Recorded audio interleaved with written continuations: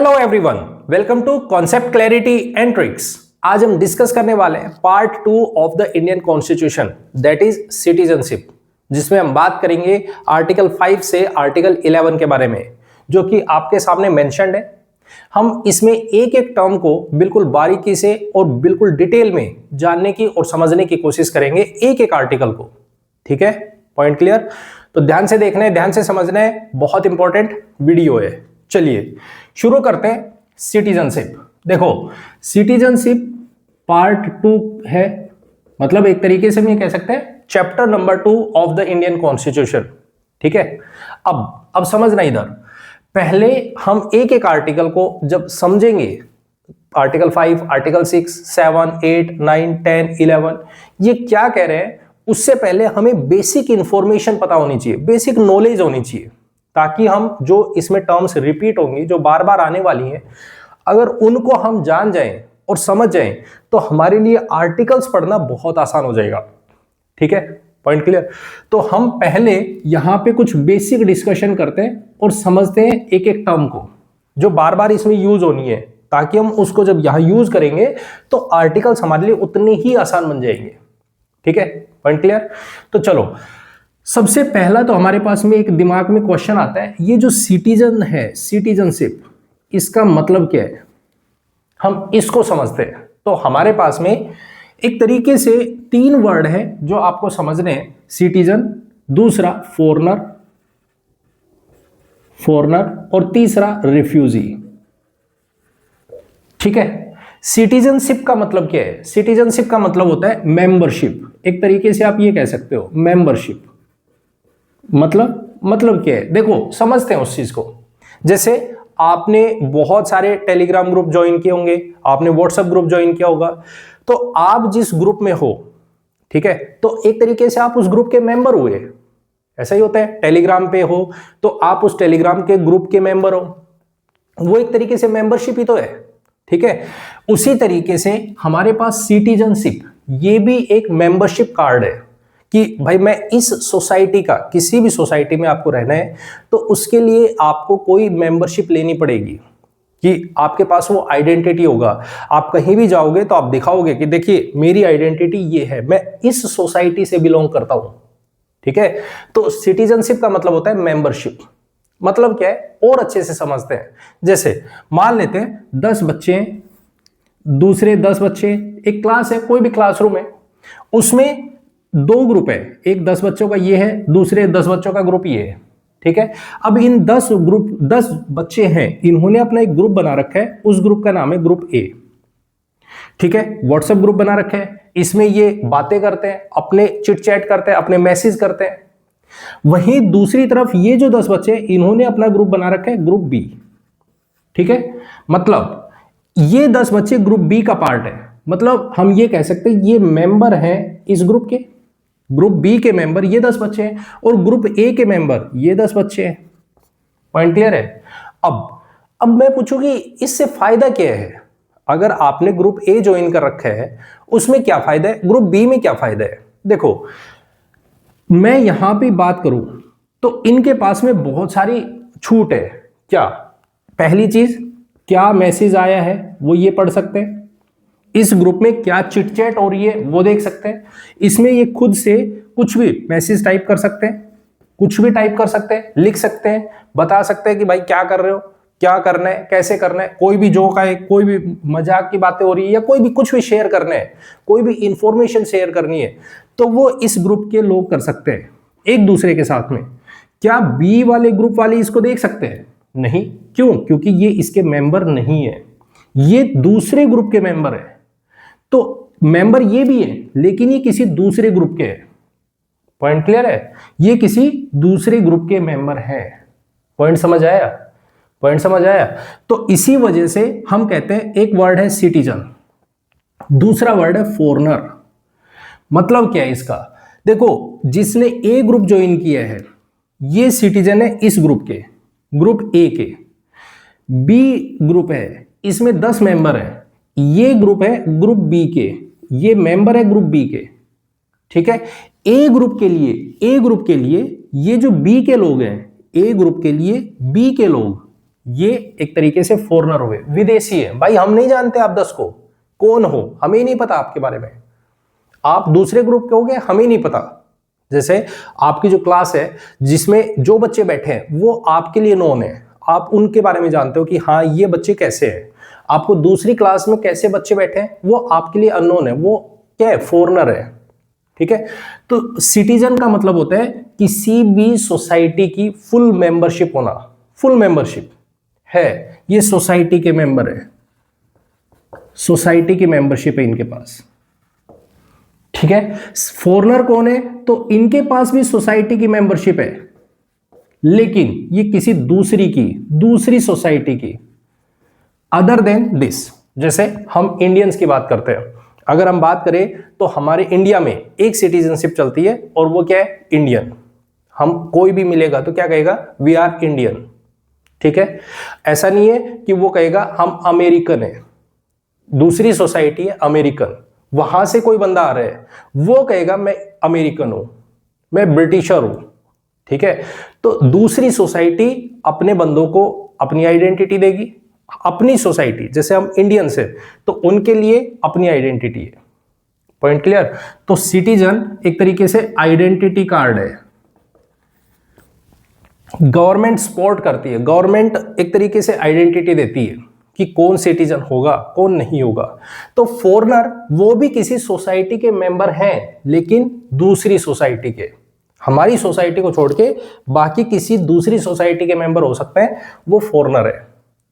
तीसरी टर्म है refugee. Refugee का मतलब क्या होता है, वो जिनके पास कोई भी मेंबरशिप नहीं है, उनसे छीन ली गई है, हो सकता है छीन ली गई हो, या वो मेंबर है ही नहीं, वो किसी सोसाइटी के मेंबर नहीं है।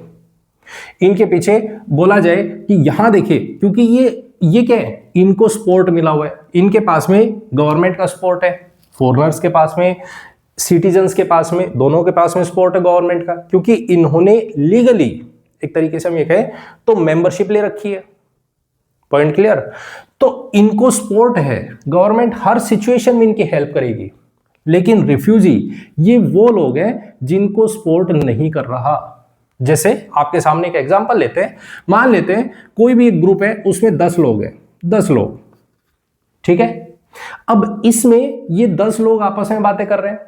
अब मान लो इसमें से कोई एक बंदा है, उसने मैसेज करने शुरू किए, इस तरीके से उल्टे सीधे मैसेज कर रहा है, कोई फालतू की चीजें भेज रहा है।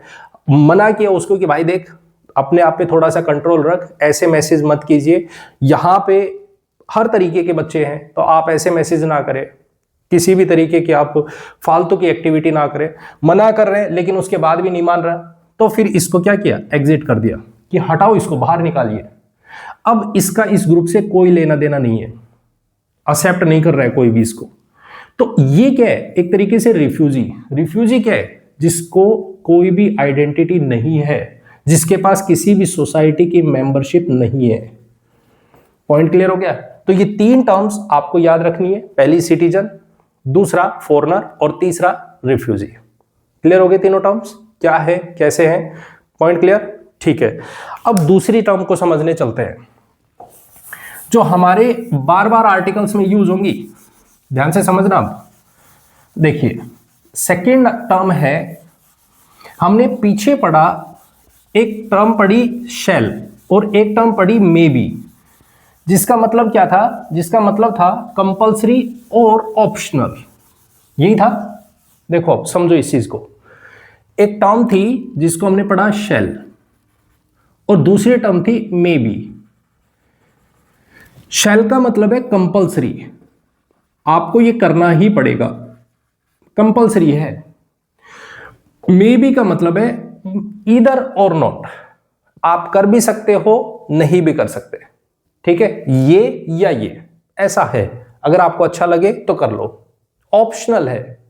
उसी तरीके से अब यहां पे सिटीजनशिप में आपको 2 टर्म्स देखने को मिलेंगी, एक टर्म जिसको हम बोलेंगे एंड और दूसरी टर्म जिसको हम बोलेंगे और।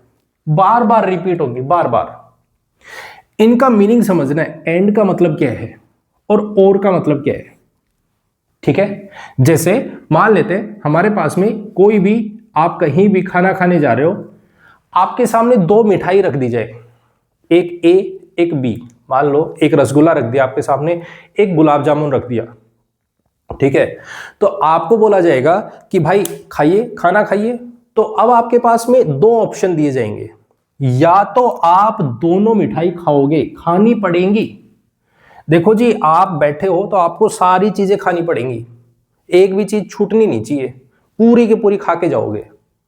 और या फिर आपको बोल दिया जाए कोई बात नहीं, दो है मिठाई, एक खा लो, मीठे में एक हो जाए, चाहे वो रसगुल्ले खा लो चाहे वो गुलाब जामुन खा लो, एक खा लो बस, आपको एक खानी पड़ेगी, ठीक है। Point clear. तो इसी तरीके से एंड का मतलब क्या है? एंड का मतलब है आपके पास कोई केस 1 हो गया, कोई केस 1 है और केस 2 है, ठीक है। अगर बीच में एंड लगा है, एंड, इसका मतलब है आपको दोनों कंडीशन, दोनों केसेस सेटिस्फाई करने हैं, केस 1 भी और केस 2 भी। मतलब दोनों की दोनों मिठाइयां खानी है, कंपलसरी आपके लिए, आपको दोनों मिठाई खानी पड़ेंगी, दोनों केसेस देखने पड़ेंगे, this plus this, this plus this. मतलब एंड का मतलब एक तरीके से कह सकते हो ये भी और ये भी, दोनों चीजें देखनी पड़ेंगी, ठीक है। और दूसरी टर्म आती है हमारे पास और का मतलब क्या है? और का मतलब है जैसे आपके सामने केस 1 दे दिया और केस 2 दे दिया।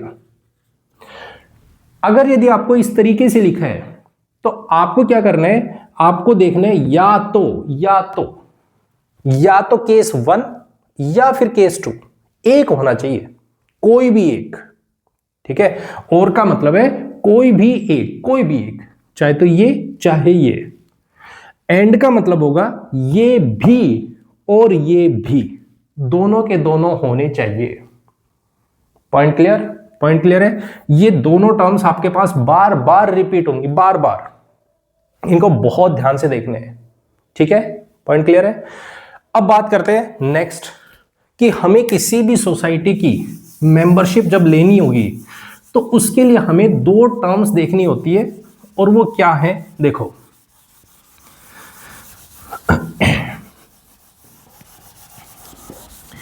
एक टर्म जिसको हम बोलते हैं, एक टर्म है जिसको हम बोलते हैं जस सोलिस, और दूसरी टर्म होती है जिसको हम बोलते हैं जस सैंग्विन, ठीक है। इनका क्या मतलब है, इनको समझते हैं। ये दो टर्म्स हैं, आपको समझना है कि जैसे हम इंडिकेट करते हैं, ठीक है, कि किस तरीके से सिटीजनशिप ली जाएगी, अभी हम समझेंगे इनके बारे में, ठीक है। तो देखो, जस सोलिस का मतलब क्या होता है? आप केवल ये देखोगे बर्थ, किसी का भी बर्थ कहां हुआ है, only and only birth situation देखोगे। जैसे मैं एक एग्जांपल लेता हूं, जैसे मान लेते हैं, सपोज करते हैं कोई भी एक छोटा बच्चा है, उसका जन्म हो रहा है, ठीक है। तो वो कहां पे हो रहा है, किस जगह पे हो रहा है, किस कंट्री में हो रहा है? ऐसी कंट्रीज जो ये देखेंगे भाई मेरी जमीन पे इस बच्चे का जन्म हुआ है, तो मैं इसको सिटीजनशिप देने के लिए तैयार हूं, भले ही वो कुछ भी हो, भले ही उसकी कास्ट कुछ हो, भले ही उसका रिलीजन कुछ हो, भले ही वो बंदा कुछ भी हो, उसकी इकोनॉमिक कंडीशन कुछ भी हो, अगर उसका जन्म हमारी धरती पे हो रहा है तो हम इसको सिटीजनशिप देने के लिए तैयार है, वो हमारे देश का नागरिक होगा। पॉइंट क्लियर है। जस्ट सोलिस का मतलब है केवल और केवल देखा जाएगा बर्थ को। दूसरी तरफ हम बात करते हैं जस्ट सैंग्विन, ये कहते हैं कि नहीं, बर्थ नहीं, बर्थ नहीं, हम देखेंगे बैकग्राउंड, लीनेज, हम देखेंगे बैकग्राउंड, मतलब उसमें हम देखेंगे रिलीजन, हम देखेंगे रेस, हम देखेंगे कास्ट, हम देखेंगे क्या, इकोनॉमिक कंडीशन, हम सारी चीजें देखेंगे। उसके बेसिस पर हम डिसाइड करेंगे कि इसको सिटीजनशिप देनी चाहिए या नहीं देनी चाहिए। हम यहां पे बैकग्राउंड नहीं देख रहे हैं, नो बैकग्राउंड, नो लिंकेज, ठीक है। हमें नहीं पता, हमें कोई मतलब नहीं है इसमें कि क्या इसका बैकग्राउंड है, इसके पेरेंट्स क्या करते हैं, कहां से बिलोंग करते हैं, कहां से आए हैं, कौन है, कुछ नहीं देखना। यहां पे हम सिर्फ और सिर्फ बर्थ देखेंगे। अगर बच्चे का बर्थ हमारी धरती पे हो रहा है, हमारी जमीन पे हो रहा है, तो हम इसको सिटीजनशिप देने के लिए तैयार है, हमारे देश की नागरिकता देंगे। लेकिन इसमें कंडीशन देखी जाएगी, बैकग्राउंड देखा जाएगा कि आप कहां से हो, कौन हो। पॉइंट क्लियर है? अब एक बात सोचिए, अगर दोनों में से कंपैरिजन किया जाए तो इजी कहां पे सिटीजनशिप लेना आसान होगा, कहां पे इजी? तो हम कहेंगे यहां पे बहुत आसान है, आप इजीली यहां पे सिटीजनशिप ले सकते हो। पॉइंट क्लियर है? यहां पे नहीं ले सकते। इसका मतलब अगर हम सोच की बात करें, थॉट प्रोसेस की बात करें कि किसका माइंडसेट बड़ा है, लिबरल कौन है और कंजर्वेटिव माइंडसेट किसका है, सोचो जरा। लिबरल कौन हुआ? लिबरल जिसका माइंडसेट ऐसा हो कि हमें कोई फर्क नहीं पड़ता, तो वो लिबरल होंगे। ऐसी कंट्रीज लिबरल होंगी, उनके थॉट में होगा कि हमें ये देखना है। अब उस बच्चे ने जिसने जन्म लिया है उसकी तो कोई गलती नहीं है कि वो कहां पे पैदा हो रहा है, उसको चाहिए नागरिकता, ठीक है, उसको एक मेंबरशिप चाहिए, उसको एक सोसाइटी की मेंबरशिप चाहिए, आइडेंटिटी चाहिए कि वो इस सोसाइटी का मेंबर है। तो उसके लिए ऐसी कंट्रीज लिबरल होंगी, जबकि ऐसी कंट्रीज कंजर्वेटिव होती है। कंजर्वेटिव आपको अभी समझ आएगा, जब हम एक एक आर्टिकल को समझेंगे ना तो आप डिसाइड कर पाओगे कि इंडिया के बारे में अगर हम बात करें तो वो कंजर्वेटिव है या फिर लिबरल है। आप यहां से देखोगे, एक एक जब आर्टिकल समझेंगे ना आपको बहुत अच्छे से समझ आएगा। Point clear? पॉइंट क्लियर है? तो ये हमारे पास नेक्स्ट टर्म है जो आपको देखने को मिलेगी, बार बार यूज होंगी। अब एक टर्म और देखते हैं जो आपके आर्टिकल्स में यूज होने वाली है, उसको और समझते हैं पहले। देखो, अगर यदि हम बात करें 1935 के एक्ट की, ठीक है, 1935 के गवर्नमेंट ऑफ इंडिया एक्ट में हम बात करते हैं, तो उस टाइम में जो हम इंडिया की बात करते हैं, तो वो इंडिया के बारे में हम जो डिस्कशन करते हैं, वो डिस्कशन हम करते हैं एक्चुअल में अनडिवाइडेड इंडिया की, इस तरीके से। ठीक है, 1 मिनट लगेगा, इसको समझते हैं। एक एक पॉइंट आपको क्लियर होना चाहिए। देखो, इस तरीके से ये हमारे पास है इंडिया, ठीक है।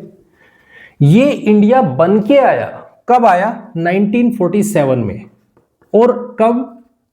15 अगस्त 1947 को। इससे पहले अगर हम बात करते हैं, इससे पहले अगर गवर्नमेंट ऑफ इंडिया एक्ट 1935 की बात करते हैं, तो इंडिया ऐसा नहीं था। उस टाइम में इंडिया कुछ यहां से इस तरीके से अगर हम बात करते हैं, तो ये वाला पार्ट और ये वाला पार्ट पूरे का पूरा इंडिया हुआ करता था।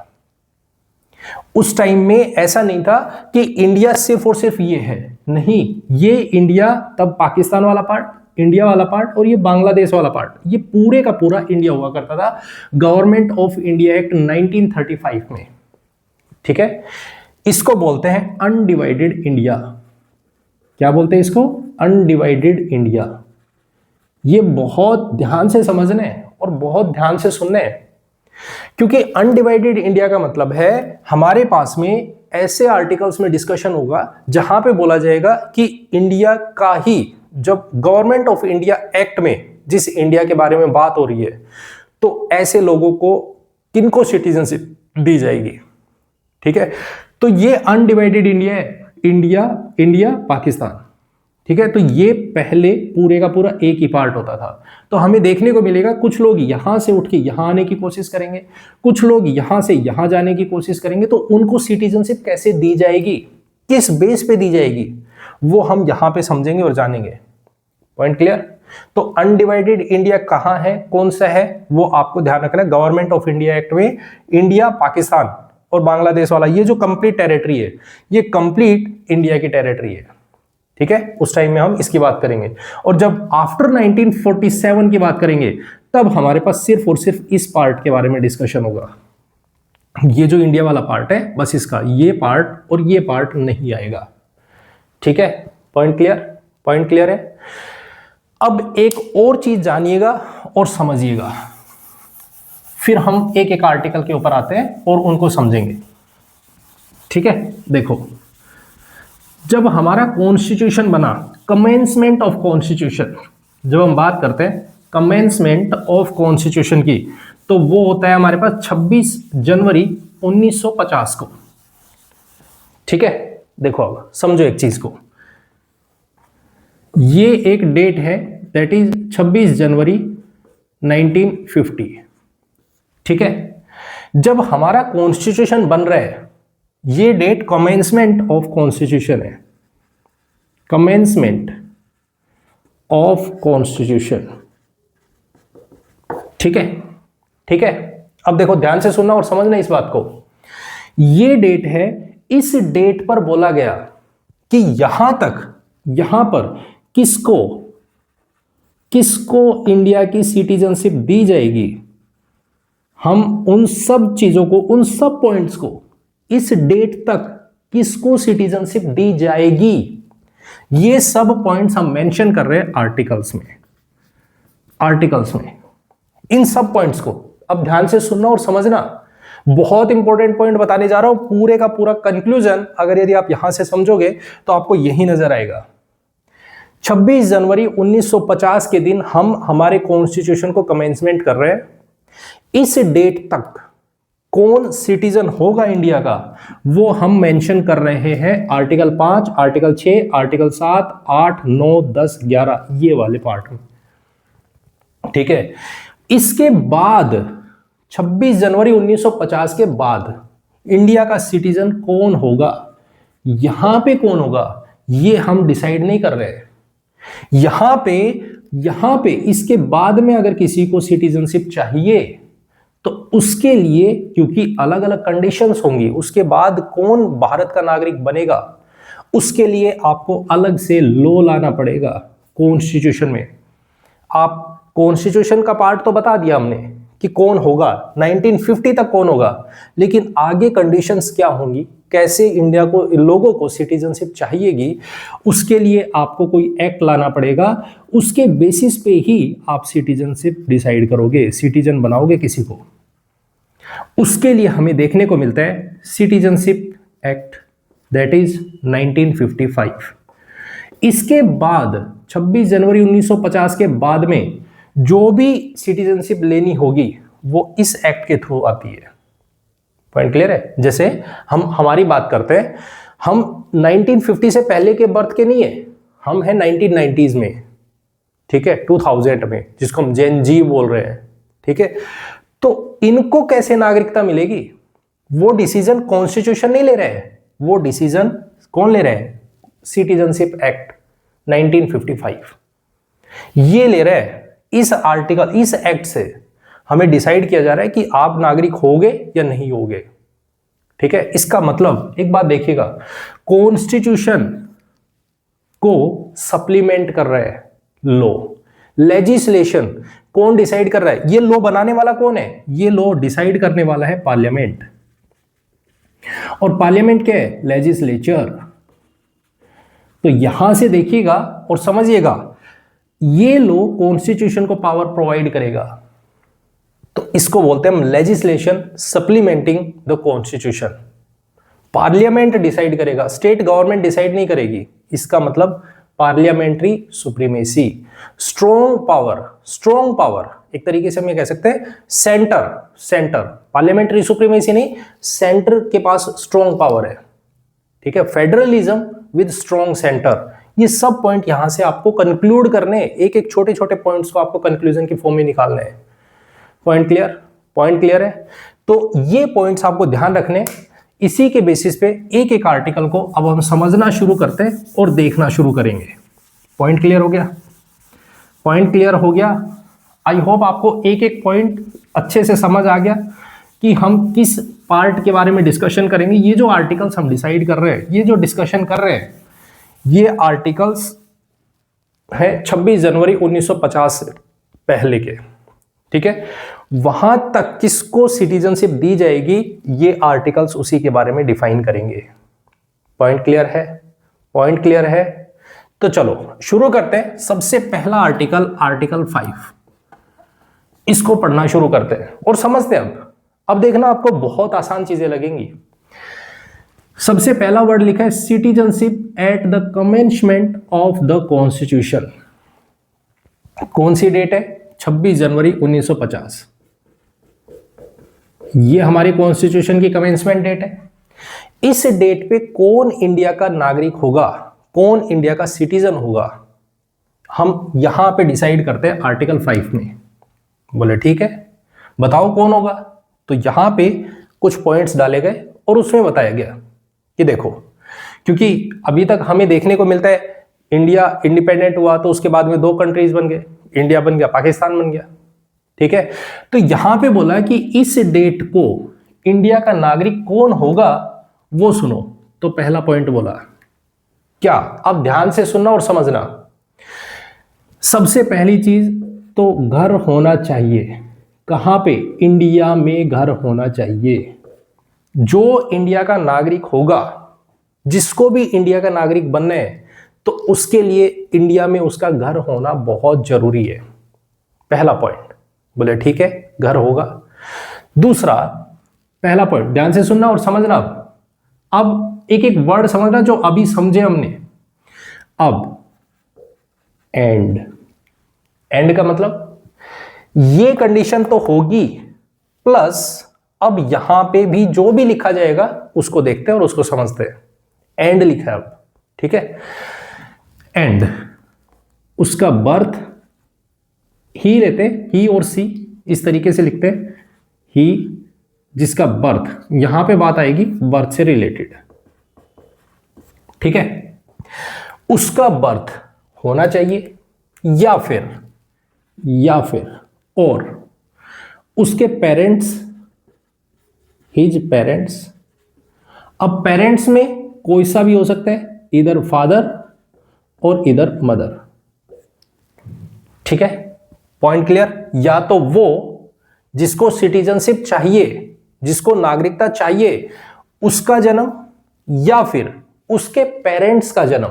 पेरेंट्स में कोई भी, चाहे उसकी मां हो चाहे उसके बाप हो, एक का जन्म इंडिया में होना चाहिए। या फिर वो पिछले 5 साल से 5 इयर्स, कहां से? 26 जनवरी 1950 के पीरियड से 5 साल पहले, इस टाइम से पहले कितने साल? 5 साल इंडिया में रह रहे हों, लाइव इन इंडिया, वो इंडिया में रह रहे हों। इसका मतलब हमारे सामने, ध्यान से सुनना और समझना, ये एक बॉक्स है।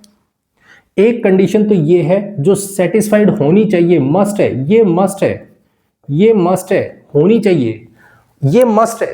प्लस ये जो बॉक्स हमने बनाया, इसमें से कोई भी एक सिंगल कंडीशन, कोई भी एक, चाहे तो उसका जन्म, चाहे तो उसका जन्म जिसको चाहिए, या फिर उसके पेरेंट्स का जन्म, या फिर वो पिछले 5 सालों से इंडिया में रह रहे हैं, कहीं भी रह रहे हो, इंडिया में रह रहे हैं वो 5 साल से। कोई जरूरी नहीं है कि ये जन्म होना ही होना चाहिए, उनका जन्म इंडिया में हो, कोई जरूरी नहीं है। बर्थ पे ही डिपेंडेंट नहीं है हम, बर्थ कहीं भी हो रहा हो। जैसे एक एग्जांपल लेते हैं, एग्जांपल से समझते हैं। देखो ध्यान से सुनना कि किसको नागरिकता दी जाएगी। एग्जांपल समझिएगा। जैसे मैंने कहा मैं ए हूं, मुझे चाहिए नागरिकता, तो मैंने कहा हमारा घर है, बिल्कुल है। दूसरा, मेरा जन्म भी, मेरा बर्थ यही हुआ है इंडिया में। तो बोले ठीक है, आपका घर है, आपका जन्म भी इंडिया में हुआ है, लो आपको नागरिकता दे दी जाएगी। एक कंडीशन सेटिस्फाइड, बाकी देखने की जरूरत नहीं है, ठीक है। दूसरी कंडीशन सुनिएगा, मैं ए हूं, मैंने कहा हमारा घर है इंडिया में है, बोले ठीक है, लेकिन मेरा जन्म तो बाहर हुआ है, मेरा जन्म अमेरिका में हुआ है। तो बोले नहीं, आपका जन्म अमेरिका में हुआ, हटाइए। दूसरी कंडीशन देखिए, अब यहां पे बोला कि मेरे फादर वो इंडियन है, फादर इंडियन है। बोले अच्छा ठीक है, फादर आपके इंडियन है ना, ठीक है, आपको सिटीजनशिप दे दी जाएगी। ये बात हो रही है 26 जनवरी 1950 की बात हो रही है, 26 जनवरी 1950 के बारे में बात हो रही है। मेरा घर यहां है, फादर इंडियन है, ठीक है, लेकिन मेरा बर्थ कहीं और हो रहा है। Point clear? तो भी मेरे को नागरिकता दे दी जाएगी, कोई दिक्कत नहीं है। तीसरी कंडीशन अब सुनिएगा, यहां पे बोला ये मैं हूं, मैंने कहा हमारा घर है, बिल्कुल है। हमने कहा मेरा जन्म, जो मेरा बर्थ है वो इंडिया में नहीं हुआ, नहीं हुआ, हटिए साइड में। मेरे पेरेंट्स का भी बर्थ यहाँ के नहीं है, पेरेंट्स है वो भी इंडियन नहीं है। बोले अच्छा आपके पेरेंट्स भी इंडियन नहीं है, तो आप भी, ये भी हटिए, तो ये कंडीशन हट गई, ये कंडीशन भी हट गई। अब आती है तीसरी कंडीशन, लेकिन हम पिछले 5 सालों से, पिछले 10 सालों से हम इंडिया में ही रह रहे हैं, हमने इंडिया का जो स्ट्रगल ऑफ फ्रीडम है उसमें पार्टिसिपेशन किया, हम वहां पे थे, हम पिछले 5 साल से इंडिया में रह रहे हैं, तो हमने ये प्रूफ दिया कि लिव इन इंडिया। तो बोले ठीक है, आपको भी सिटीजनशिप दी जाएगी, आप भी इंडियन कहलाओगे। पॉइंट क्लियर है? तो इस तरीके से हमारे पास देखा गया कंडीशन। आपको समझ आया? अब एंड का मतलब क्या है, और का मतलब क्या है? ये तो होनी ही चाहिए, प्लस इनमें से कोई भी एक कंडीशन हो तो आपको सिटीजनशिप दी जाएगी। किस डेट पर? 26 जनवरी 1950 को, commencement of the constitution. Point clear? Point clear? तो ये आपको ध्यान रखना है। कब की बात हो रही है? आर्टिकल 5 में 26 जनवरी 1950 को। ध्यान दो, इसमें कहीं भी ये नहीं है कि आपके जन्म के ऊपर लिबरल थॉट। देखिए, क्या हमारे थॉट कंजर्वेटिव है? क्या कहीं से भी आपको लगा कि हमारे थॉट में कंजर्वेशन है? हम किसी भी बेस पे ये देख रहे हैं कि नहीं नहीं, आपका रिलीजन बताइए, आपकी कास्ट बताइए, आपको ये बताइए कि आपके पेरेंट्स कौन हैं, उनके पास इकोनॉमिक कंडीशन क्या है? नहीं, ये थॉट इंडिकेट करता है इंडिया की लिबरल थॉट को, लिबरल थॉट को, कि हम लिबरल थॉट वाले हैं। Point clear? पॉइंट क्लियर है? पॉइंट समझ आया या नहीं? तो ये आर्टिकल 5। अब बात करते हैं आर्टिकल 6 के बारे में। समझते चलिएगा एक एक चीज को। अगला है हमारे पास आर्टिकल नंबर 6। आई होप आपको अच्छे से समझ आ रहे हैं, एक एक पॉइंट क्लियर हो रहे हैं, ताकि आप अच्छे से आर्टिकल्स को समझ पाओ, रटने की जरूरत नहीं है। ठीक है, देखिए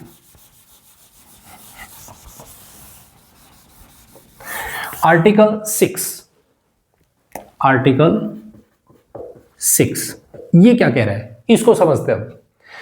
rights of the citizenship of certain persons who have migrated to India from Pakistan, from Pakistan. समझो यहां पे क्या कह रहा है, यहां पे कह रहा है कि हमारे पास में, ये मान लेते हैं हमारे पास में इंडिया है, 1 मिनट लगेगा ताकि हमें समझने में कोई भी मुश्किल ना हो।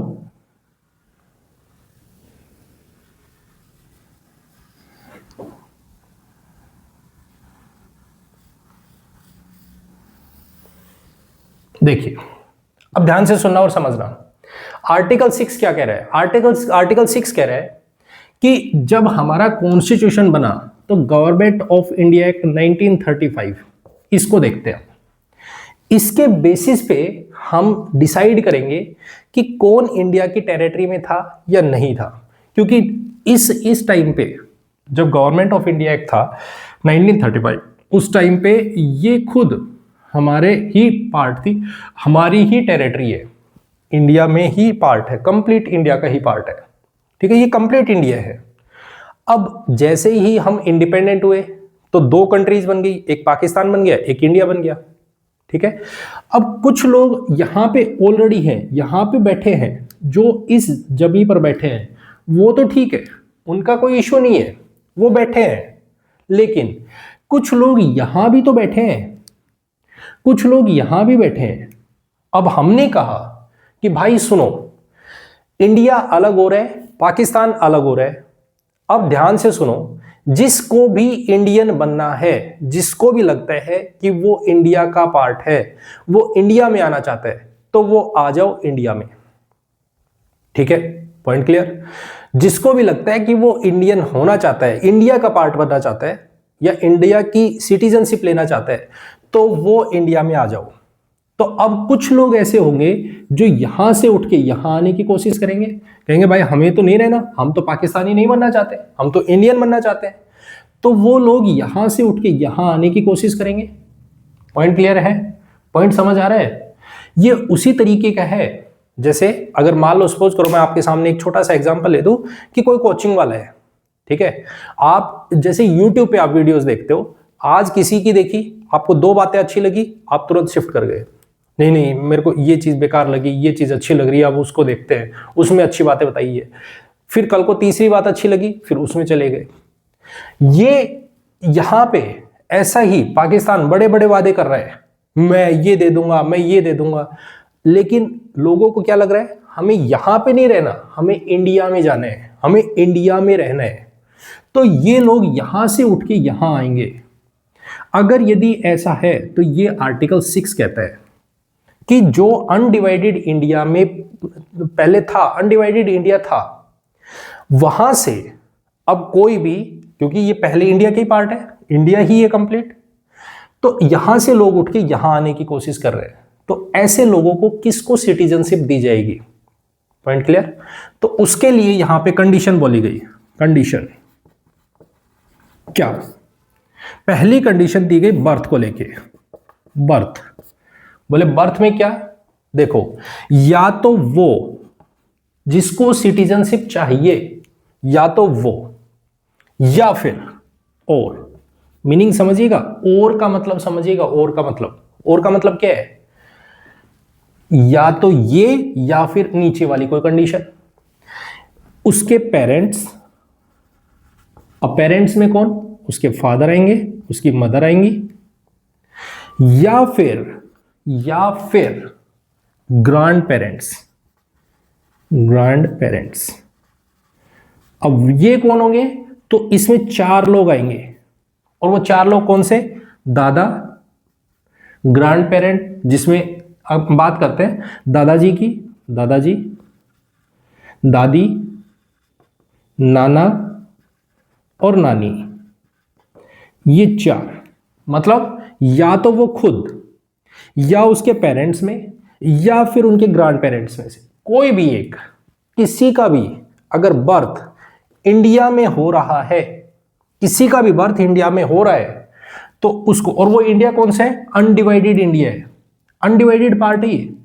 यहां भी कहीं भी हो, वो इस टाइम की बात कर रहे हैं, उनमें से किसी का भी बर्थ अनडिवाइडेड इंडिया में हो रहा है, तो उसको सिटीजनशिप दे सकते हैं। कब? और दूसरी कंडीशन सुनिएगा, प्लस एंड। अब सेकंड कंडीशन सुनना, इनमें से कोई भी एक कंडीशन हो चलेगी, बर्थ के बेसिस पे कोई भी एक कंडीशन हो, चाहे तो वो, चाहे उसके पेरेंट्स, चाहे उसके ग्रैंड पेरेंट्स में से किसी भी एक का बर्थ अनडिवाइडेड इंडिया में हो रहा हो। ठीक है, पॉइंट क्लियर? एंड में अगर, क्योंकि आपको यहां से उठ के इधर आना है, आपको यहां से उठ के यहां आना है, तो उसके लिए हम एक डेट देते हैं, और वो डेट दी गई 19 जुलाई 1948। 19 जुलाई 1949, 9 या 8 है, 19 जुलाई 1948, सॉरी, ठीक है, 19 जुलाई 1948। इस डेट को, अगर आप इस डेट से पहले, बिफोर दिस डेट, अगर आप इंडिया में आ जाते हो 19 जुलाई 1948 से पहले, अगर आप इंडिया में आ गए, ठीक है, यहां से उठ के यहां आ गए, तो हम आपको इंडिया की सिटीजनशिप दे देंगे, कोई दिक्कत नहीं है। आपकी एक कंडीशन यहां से, और एक कंडीशन ये कि आप ये बता देना कि हम 19 जुलाई 1948 से पहले आए, तो आपको नागरिकता दे दी जाएगी। ठीक है, लेकिन कुछ लोगों ने बोला कि भाई हमें तो ये डेट पता ही नहीं चली, इसके बाद आ रहे हैं, तो और अगर कोई भी इसके बाद, आफ्टर, ठीक है, अगर इस डेट के बाद कोई भी आएगा, देखो मैं यहां पे फिर से बता देता हूं, इस तरीके से बनाते हैं। ये है हमारे पास में 19 जुलाई 1948, इस डेट से पहले कोई भी इंडिया में आ गया, ठीक है, तो उसको सिटीजनशिप दे दी जाएगी, कोई दिक्कत नहीं भाई, आप आ गए, आपको इंडिया अच्छा लगा, ठीक है, आप इंडिया के पार्ट हो। लेकिन हो सकता है कुछ का दिमाग ये हो कि नहीं नहीं भाई, मेरे को तो पाकिस्तान में रहना है, नहीं मैं नहीं जा रहा उधर, मैं इस टेरिटरी में नहीं जा रहा हूं।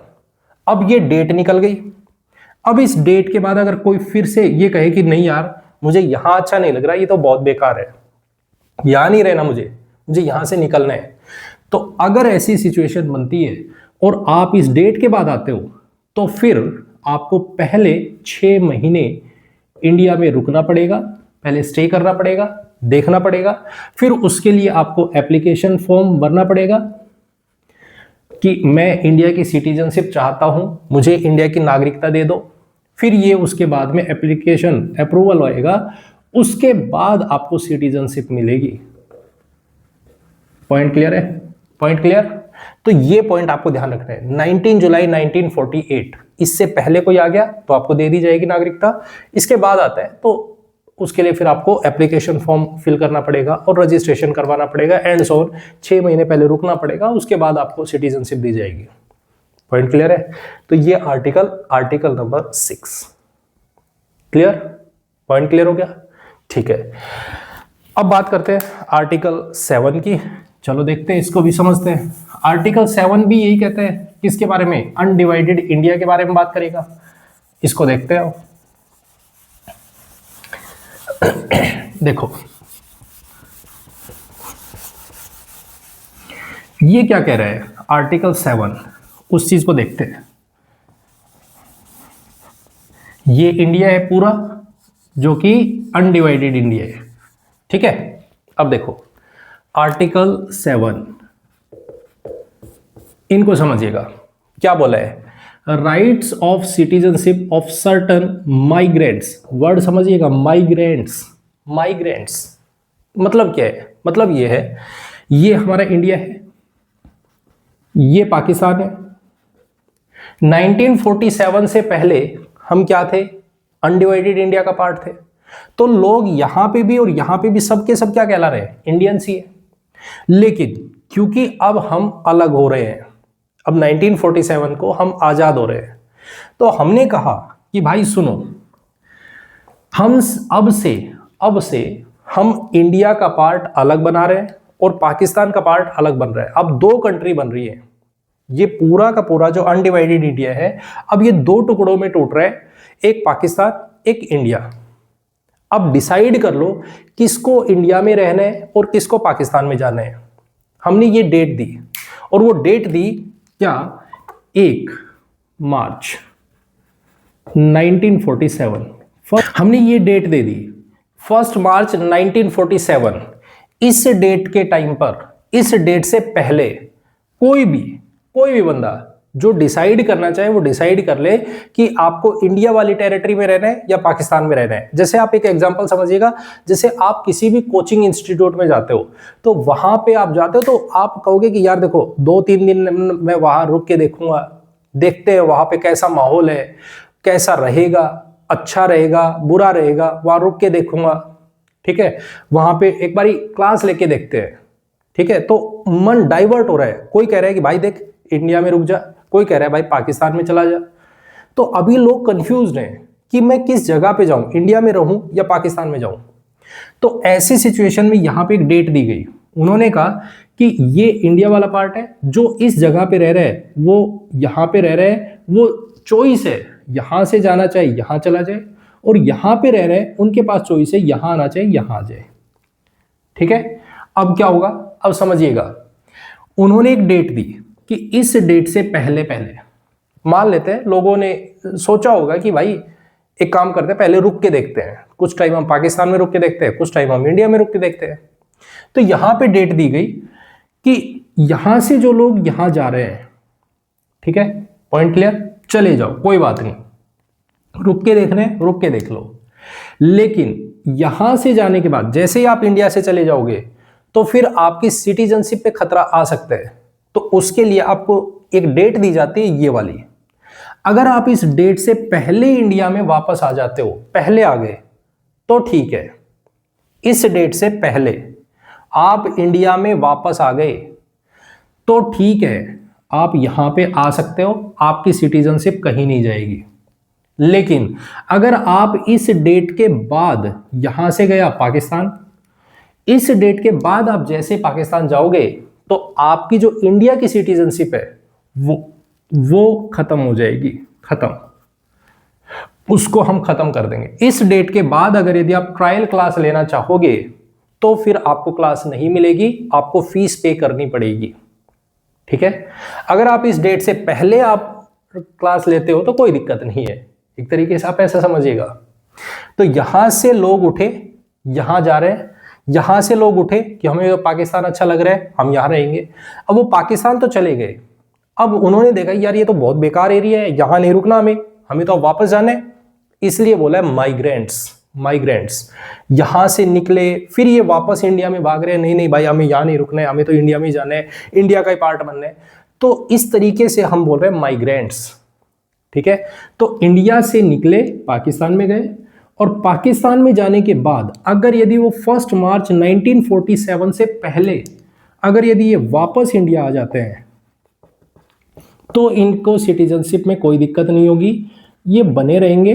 लेकिन अगर इस डेट के बाद वो इंडिया में आते हैं तो फिर उनकी सिटीजनशिप पे एक तरीके से वही कंडीशन लगेगी जो आर्टिकल 6 में है, और वो क्या, पहले 6 मंथ्स का स्टे, उसके बाद यहां पे उनको एप्लीकेशन फाइल करनी पड़ेगी, एप्लीकेशन फॉर्म भरना पड़ेगा, रजिस्ट्रेशन करना पड़ेगा, और फिर उसके बाद देखा जाएगा कि क्या उनको इंडिया की सिटीजनशिप दी जाए या नहीं दी जाए। पॉइंट क्लियर है? Point clear? तो ये हमारे पास आर्टिकल 7 कहता है। आई होप कोई डाउट नहीं है। आर्टिकल 5 क्या है, आर्टिकल 6 क्या है, आर्टिकल 7 क्या है, आपको पूरी तरीके समझ आ गया? समझ आ गया? तो ये हमारे पास में 3 आर्टिकल्स हुए जिनके बारे में हमने डिस्कशन किया। अब बात करते हैं आर्टिकल नंबर 8 की। देखो क्या कहता है, उसे पढ़िएगा। आर्टिकल 8 क्या कहता है? आर्टिकल 8 कह रहा है rights of citizenship of certain persons. ठीक है, कुछ लोगों का राइट है, क्या है समझो। अब ये बात हो रही है अभी फिलहाल के लिए जो लोग इंडिया में थे, या इंडिया वाले पार्ट में थे, जहां पे इंडिया की बात हो रही है, अनडिवाइडेड इंडिया है, वहां की बात हो रही है। अभी तक इन आर्टिकल्स में बोला है कि जो इंडिया है वहां लोग रह रहे हैं। ठीक है, आर्टिकल 8 क्या कह रहा है? आर्टिकल 8 कह रहा है rights of citizenship of certain persons of Indian origin residing outside India. अब कुछ लोग ऐसे भी तो हो सकते हैं कि हमारा इंडिया आजाद हो रहा है और कुछ लोग बाहर पढ़ने के लिए गए हो, विदेश में रह रहे हो, बाहर कोई काम कर रहे हो, जॉब कर रहे हैं, तो उन लोगों को भी तो हमें बताना है कि भाई आप इंडिया के नागरिक बनना चाहते हो या नहीं बनना चाहते। ऐसे लोगों से भी तो पूछा जाएगा। तो कौन नागरिक होगा, ये बात कर रहा है आर्टिकल 8। जो बाहर, इंडिया के बाहर रह रहे हैं, उनको सिटीजनशिप देने की बात कर रहे हैं, तो उसके लिए आर्टिकल 8 आता है। Point clear? इसमें क्या बोला गया? इसमें बोला गया कि भाई देखो आपकी नागरिकता बनी रहेगी, आप अपने पास के जो आपके पड़ोस में कोई भी काउंसलर है उसके पास जाइए, आप उनको बताइए कि हम ऐसे ऐसे इंडियन हैं और वहां पे रह रहे हैं।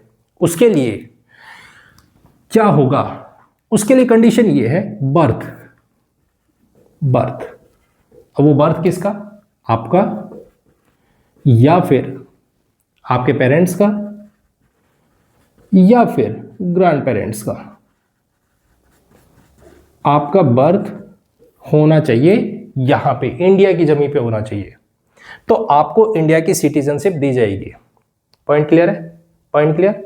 तो देखो इन सभी में आप देख रहे हो बर्थ की बात हो रही है, मतलब एक तरीके से हम लिबरल थॉट्स की बात कर रहे हैं। कहीं भी हमने यहां पे कंजर्वेटिव माइंडसेट के बारे में बात नहीं की है कि हम कंजर्वेटिव माइंडसेट है, या फिर हम किसी भी तरीके से जस्ट सैंग्विनिस, किसी भी तरीके से, या तो कम्युनिटी बेस पे, या हम इकोनॉमी बेस पे, या फिर हम सेक्स के बेस पे, हम किसी को भी डिटर्मिनेशन नहीं कर पा रहे कि कौन सिटीजन होगा या नहीं होगा। Point clear? हमने क्या बात की है? जस्ट सोलिस, बर्थ देखेंगे। Point clear? पॉइंट क्लियर है? अब बात करते हैं आर्टिकल 9 की। आर्टिकल 9 ये क्या कहता है? देखो इस चीज को पढ़िएगा। Person voluntarily acquiring citizenship for a foreign state not to be citizen of India, not to be citizen of India. क्या मतलब है? देखो मतलब ये है, हमने पढ़ा इंडिया में सिंगल सिटीजनशिप का कॉन्सेप्ट है, सिंगल सिटीजनशिप। इसका मतलब क्या है? इसका मतलब ये है कि इंडिया में पूरा एक ही। जैसे हम बात करते हैं यूएस की, तो यूएस में सेंटर के लिए अलग से सिटीजनशिप होगी और स्टेट्स की सिटीजनशिप अलग होगी, मतलब वहां पे ड्यूअल सिटीजनशिप का कॉन्सेप्ट है। इंडिया में हम बात करते हैं तो सिंगल सिटीजनशिप है और वो कंप्लीट इंडिया की है। मतलब यहां से हम बात करते हैं फेडरलिज्म की, फेडरलिज्म हम इसको फॉलो करते हैं, हम फेडरल स्ट्रक्चर को फॉलो करते हैं। ठीक है, हमारा एक ही सिस्टम होगा, एक ही सिटीजनशिप होगी। अब अगर मान लो सपोज करो किसी बंदे ने डिसाइड किया कि मैं अपनी मर्जी से, मैं चाहता हूं मैं इंडिया की सिटीजनशिप में रख के ना, मेरे को अच्छा नहीं लग रहा है, मुझे बाहर की सिटीजनशिप चाहिए, मैं चाहता हूं यूएस की सिटीजनशिप ले लूं। तो अगर यदि आपने ऐसा सोचा कि आप इंडिया के सिटीजन नहीं हो और आपने दूसरे की, ऐसा नहीं हो सकता कि कोई भी एक बंदा और दो स्टेट की अलग अलग सिटीजनशिप लेके घूम रहे हैं, वो यूएस का भी नागरिक कह रहे हैं और वो इंडिया की भी नागरिकता को लेके घूम रहे हैं। नहीं, एक टाइम पर एक ही सिटीजनशिप होगी, या तो वो यूएस का होगा या वो इंडियन होगा। अगर उसने अपनी मर्जी से, कुछ लोग हैं जैसे कैनेडियन वो ले रहे हैं, मेंबरशिप ले रहे हैं, एक तरीके से सिटीजनशिप ले रहे हैं, तो उनकी अगर वो इंडियन है तो इंडिया की सिटीजनशिप ऑटोमेटिक खत्म हो जाएगी। अगर आपने अपनी मर्जी से दूसरी कंट्री की मेंबरशिप ले ली तो आप इंडिया के सिटीजन नहीं रहोगे। ये बात बोल रहा है आर्टिकल 9। पॉइंट क्लियर है? जैसे मैं आपके सामने एक छोटा सा एग्जांपल डिस्कस करता हूं। जैसे मान लेते हैं कोई भी दो है, एक फादर है एक मदर है, ठीक है, ये मदर है, दोनों के दोनों ने डिसाइड किया कि हम घूमने चलते हैं कहीं भी। मान लेते हैं ये दोनों इंडियन है, अभी फिलहाल ये दोनों इंडियन है और दोनों ने डिसाइड किया हम घूमने चलते हैं, हम कनाडा जाते हैं, सपोज करते हैं। और ये कनाडा गए, वहां पे कुछ टाइम यहाँ पे स्पेंड किया इन्होंने, 2 साल निकल गए, 3 साल निकल गए, वहां पे पढ़ाई करने गए, सपोज कर लेते हैं पढ़ाई करने के लिए गए थे। अब वहां पे ये जब दोनों के दोनों मैरिड हैं, इनको बेबी होते हैं। अब वो बेबी कनाडा में है, बेबी का बर्थ कहां है? कनाडा में है, लेकिन फादर और मदर कौन है? इंडियन है। अब इस बच्चे के पास में 2 ऑप्शन है। क्या? या तो ये इंडियन हो सकता है या फिर ये कैनेडियन हो सकता है। बिल्कुल हो सकता है, क्योंकि इसके पास में बाय बर्थ कैनेडियन है और बाय लिंकेज, अगर हम बात करें लिनेज की, बैकग्राउंड की बात करें, तो वो इंडियन है। अब ये बच्चा दोनों चॉइसेस रख सकता है, इंडियन भी और कैनेडियन भी, लेकिन अब प्रॉब्लम क्या आएगी? एक ही चाहिए। जब ये बच्चा बड़ा होगा तो इसकी खुद की चॉइस होगी, ये चाहे तो कनाडा की मेंबरशिप रख सकता है, इंडिया की रख सकता है। अगर इसने इंडिया की रखी तो कनाडा वाली गायब हो जाएगी, अगर कैनेडियन रखी तो इंडिया की सिटीजनशिप गायब हो जाएगी। पॉइंट ये है, पॉइंट समझ आया? तो एक टाइम पर एक ही सिटीजनशिप चलेगी, एक ही मेंबरशिप चलेगी। ऐसा नहीं है आप एक साथ में 2-2 जगह की मेंबरशिप लेके या 2-2 जगह की सिटीजनशिप लेके आप घूमोगे। ये कहता है article number 9।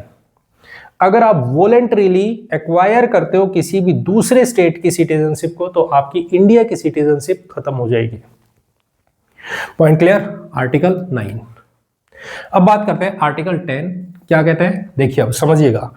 कॉन्टिन्यूएंस of the rights of citizenship, और ये कॉन्टिन्यूएंस, आपकी नागरिकता, आपकी जो सिटीजनशिप है वो बनी रहेगी। कब तक बनी रहेगी? जब तक पार्लियामेंट चाहेगा। जब तक पार्लियामेंट चाहेगा, ध्यान से सुनना, आपकी जो सिटीजनशिप है वो बनी रहेगी जब तक पार्लियामेंट चाहेगा। अगर मान लो सपोज कल को पार्लियामेंट ने एक लॉ निकाल दिया बैठे बैठे कि देखो भाई अब हम चाहते हैं कि दोबारा से सिटीजनशिप बनाएंगे और सबको देंगे, और उनको देंगे जिनकी इकोनॉमी या इकोनॉमिक फैक्टर को देख के देंगे, बर्थ के बेसिस पे नहीं देंगे। हम चाहते हैं कि जिसकी इनकम 1 लाख से ऊपर होगी उसको सिटीजन रखेंगे, और जिसकी इनकम 1 लाख से नीचे है उनको हम इंडिया के सिटीजन नहीं कहेंगे। अब सपोज करते हैं कि एग्जांपल लिया हमने, अब पार्लियामेंट ने एक नया लॉ निकाल दिया तो हमें सिटीजनशिप छोड़नी पड़ेगी। मतलब यहां पे ये कह रहे हैं continuance of the rights of citizenship वो जब तक है जब तक पार्लियामेंट किसी भी ऐसे तरीके का लॉ नहीं लेके आता, तो आपकी सिटीजनशिप ऐसे ही चलती रहेगी। लेकिन पार्लियामेंट कोई भी लॉ ले आएगा जिसके बेसिस पे आपकी सिटीजनशिप छीनी जा सकती है। Point clear? तो ये आर्टिकल 10। आर्टिकल 11 क्या कह रहा है? आर्टिकल 11 कह रहा है पार्लियामेंट टू रेगुलेट करना, मतलब किसको एक्वायर करनी है, किसको सिटीजनशिप एक्वायर करवानी है, किससे छीननी है, और कोई अदर क्राइटेरिया, कोई भी अदर हो सकता है, कुछ भी criteria. Parliament to regulate the right of citizenship by law. Parliament law लेके आएगा, पार्लियामेंट एक्ट लाएगा, उसके बेसिस पे सिटीजनशिप किसको देनी है, किससे लेनी है, किसके साथ में कोई और क्राइटेरिया डिसाइड करना है, वो सब पार्लियामेंट डिसाइड करेगा बाय लॉ। इसका मतलब आप समझिएगा, पार्लियामेंट ही कर रहा है। इसका मतलब क्या है? Federalism with strong centre. पहला पॉइंट समझ आ रहा है आपको? ये दोनों पॉइंट से आर्टिकल 10, आर्टिकल 11 क्या कह रहे हैं? Federalism with strong centre. Parliament ने अगर चाहा तो आपकी जो सिटीजनशिप है वो गायब हो सकती है।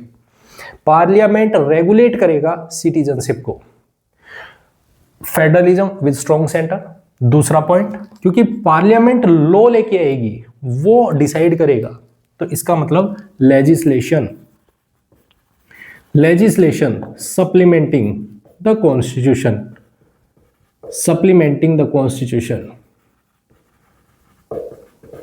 पॉइंट क्लियर हो गया? तीसरा पॉइंट समझिएगा, हमारे कॉन्स्टिट्यूशन ने कोई बांधा नहीं है आपको, बाउंडेशन में नहीं डाला है कि हमने डिसाइड कर दिया बस यही होना चाहिए। आप डिसाइड करो कि क्या ये रिजिड कॉन्स्टिट्यूशन है या फ्लेक्सिबल कॉन्स्टिट्यूशन है। तो हम बोलेंगे flexibility of the constitution. Flexibility ये डिसाइड करता है, ये दिखाता है फ्लेक्सिबिलिटी कि हम हमारे कॉन्स्टिट्यूशन में जो लिखा है एकदम वो फिक्स नहीं है, परमानेंट नहीं है, चेंज कर सकते हैं टाइम के साथ में। Flexibility of the constitution. Point clear? तो इस तरीके से आपको पॉइंट्स निकालने आने चाहिए। आप समझोगे कि कैसे हम कॉन्स्टिट्यूशन में जो भी छोटे छोटे पॉइंट्स हैं जिनको आप मेंस में लिख सकते हो, वो डिसाइड कर रहे हैं आपको इस तरीके से पॉइंट निकाल के। Point clear? तो ये हमारे पास आर्टिकल 5, आर्टिकल 6, 7, 8, 9, 10 और 11 क्या है, एक एक टर्म मैंने डिस्कस की। अब आगे हम डिस्कशन करेंगे कि कैसे किसको सिटीजनशिप दी जाएगी। सिटीजनशिप एक्ट 1955 क्या है और किसको दी जाएगी नागरिकता, किसको नहीं दी जाएगी, उसको भी डिस्कशन करेंगे नेक्स्ट पार्ट में। ठीक है? Point clear? तो आई होप आपको वीडियो अच्छी लगी तो इसे लाइक, कमेंट एंड शेयर जरूर करें। चैनल को सब्सक्राइब नहीं किया है तो प्लीज चैनल को सब्सक्राइब जरूर करें। मिलते हैं नेक्स्ट वीडियो में। Thank you very much and have a nice day. Bye, take care.